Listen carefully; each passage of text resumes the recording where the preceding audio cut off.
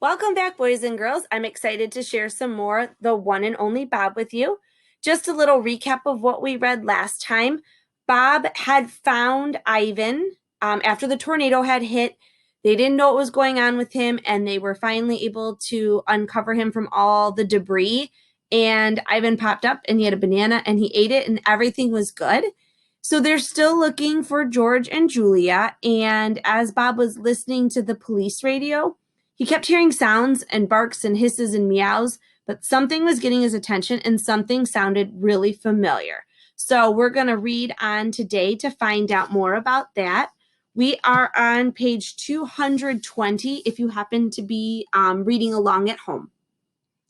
This tiny section is a 5-sentence chapter. It is called Never. Some barks you never forget. One place. I know what I have to do. Despite the turmoil all around me, the noises, the smells, the fear, and confused humans, the frantic animals, despite my worry about George and Julia, I know there's one place I need to be. A split second. I want to tell Ivan and Ruby, but Ivan is still being poked at by the rhymes with pet threat. Although, come to think of it, she doesn't seem like much of a threat. In a movie, she'd be one of the good guys. To my annoyance, Sarah picks me up. I hate being picked up, unless it's my idea. Then it's totally cool. Maya, she says, you let me know. First sign of George and Julia, okay? Promise, says Maya, and she places her hand on Sarah's shoulder. Humans, always with the touching, although I kind of get it under the circumstances. You can't take Bob to the school shelter. They're not allowing any more pets, Maya points out, and the animal shelter is flooding, it sounds like. Why don't you leave him here? I'll put him in my office. He'll be safe. No way is that on my agenda. Sarah nods. Good idea. She starts to hand me over but hesitates when she realizes Maya still has a meerkat wrapped around her neck. It's just a split second, but a split second is all it takes to escape when you're Bob, untamed and undaunted. On my way. Bob, Sarah cries. Grab that dog, Maya yells. I spend a good part of my life running from a certain guy named Mac, and I still have my moves. I twist and spin and dip, and before you can say, yes, sirree, Bob, they've given up. I backtrack, slip under a bench, and make my way to Ruby. Ruby, I whisper, I gotta go. Something important's come up. You and Ivan see if you can find George and Julia. I want to come, Ruby says, stomping her right foot in a huge puddle.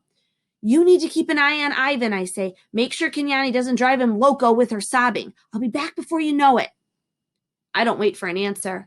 I'm off into the wild, into the world filled with wind and rain, with wolves and alligators, with a voice that could rip my heart in two.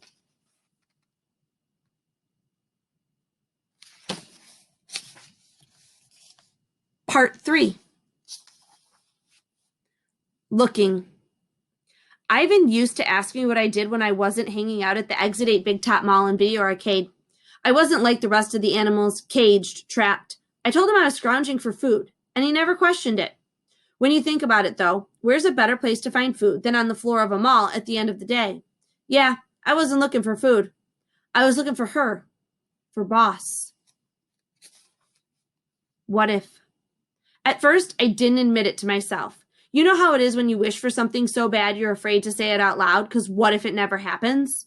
It was like that. I knew the odds were crazy long. I knew I was nuts. And yet, I went out day after day searching for her. 6. There'd been 6 of us in the litter. So why was I only looking for her? Because it was her bark I'd heard. After the box landed, even after the truck roared past, I heard it. A whimper, bark, howl, cry. Something I've never heard since. She survived. At least at first. I survived. The rest of them didn't. Relieved. And what did I do when I heard that bark? Did I run toward it? Did I try to find her, to save her? No. Nope. I was just a few weeks old, helpless, useless. The cries stopped almost as soon as they started. And you know what? Part of me was relieved. I didn't want to have to go back onto that highway. I couldn't bear wanting to rescue her and not knowing how. I didn't want to see her die. But mostly, I was afraid. Coward. I was afraid. A coward. There's a certain freedom that comes with owning your faults. The wind.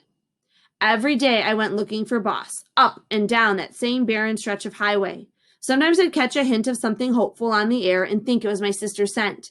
I'd be certain the breeze had brought me her voice like an invisible gift. The wind can really mess with your head. Enough. After a while, I stopped going to the highway, stopped looking. It was a relief to give up. I had enough to worry about.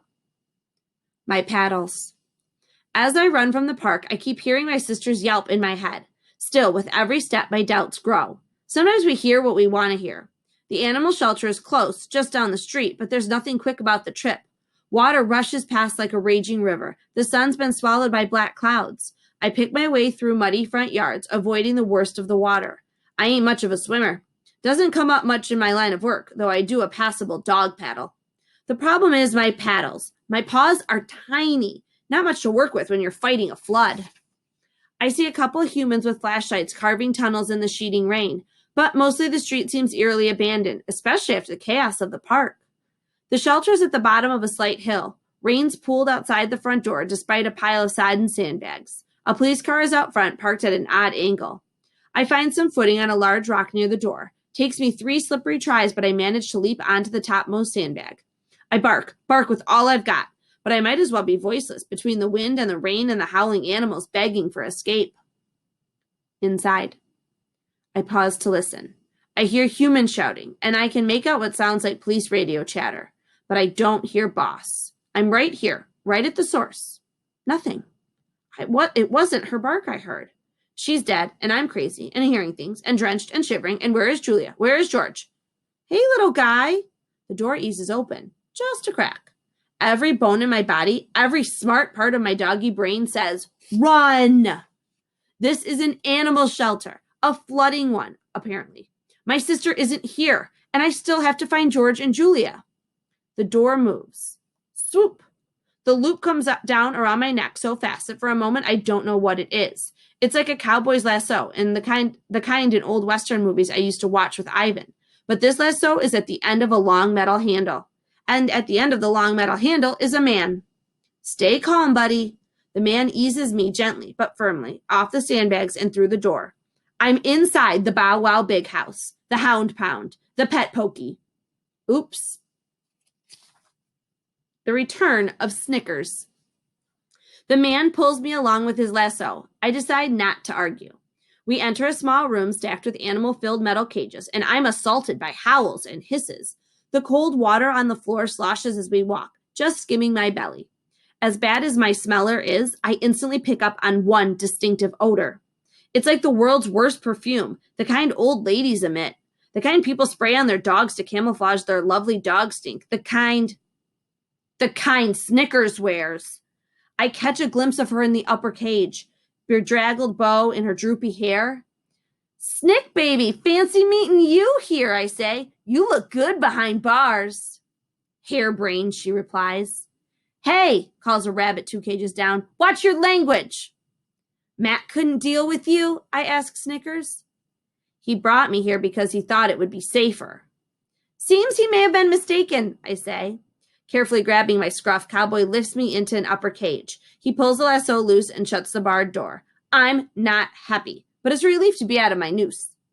Oh, great, another one? Calls a woman wearing tall rubber boots. She pauses in the doorway. I thought we were turning people away. People, yes, says Cowboy, but this pup came solo. Tick-tock, folks, says an older, ruddy-faced officer. He's holding a radio in one hand and a flashlight in the other. You are running out of time. We hear you, but first we've got to move everybody who's lower level, Boot sighs. Last hurricane, we had 2 feet to deal with. I swear they're getting worse. Climate change, says the officer. What are you going to do? More than we're doing, says Boots. That much is for sure. I'll move the dogs from room 2, Cowboy offers. There are only a couple on the bottom level. We're out of cages, though. We'll have to double up. Put that little female in with the new guy, says Boots. They look like twins. I'm shivering, and it's not because I'm cold. I press my hurt nose to the metalled bars. I smell something. I do. I hear something. I do. Cowboy returns, dog in arms. A bark. That bark. The door to my cage opens. Hey, I say automatically, even as my heart is already whispering the truth to me. They call me Bob. They call me Boss, says the voice. But by now I know. Of course I know. And I am howling with joy.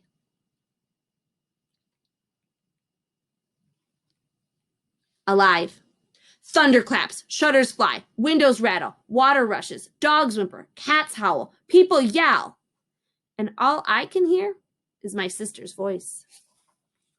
Catching up. We lick each other, sniff, yelp, circle, wrestle. Neither of us was ever that touchy-feely sort, but sometimes you just gotta let it all out. Wow, says Cowboy watching us. You'd think they knew each other. Tough. Boss isn't anything like I remember. She's scrawny and flea-covered. Her left ear has a big notch in it. Her fur is dull. Her body scarred. Her tail cut short. I'm afraid to ask how that happened. She's clearly had it tough, really tough. I thought I heard your bark, I say, but then it stopped. Figured I was crazy. I was napping. In this chaos, I ask? I can sleep anywhere. It's a gift. Boss nibbles on a toenail. Funny thing is, I was having a dream about you. Must have caught a whiff of you in my sleep. I can't stop staring. Boss, here, with me. What? She asks when she catches me looking at her. I was just wondering, I say, about your life. Do you have, anybody? You mean like humans? Nope. She gives a little flick off her stubby tail. Never have, never will. You've been on your own this whole time?